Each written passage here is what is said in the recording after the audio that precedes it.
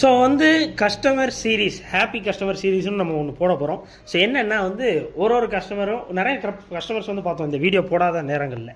So அதில் வந்து அவங்ககிட்ட நம்ம எவ்வளோ ப்ராஃபிட் பண்ணோம், ஏன்னா நகைக்கடனாலே அதிக லாபம் தான் வைக்கிறாங்கங்கிற ஒரு எண்ணம் இருக்கும். ஆனால் நம்ம நகைக்கடை அப்படி இல்லை, சரிங்களா? ஸோ என்னென்னா ஒரு கஸ்டமர்னா 100 rupees ப்ராஃபிட் போதும் அப்படிங்கிற எண்ணம் தான் எங்களுக்கு.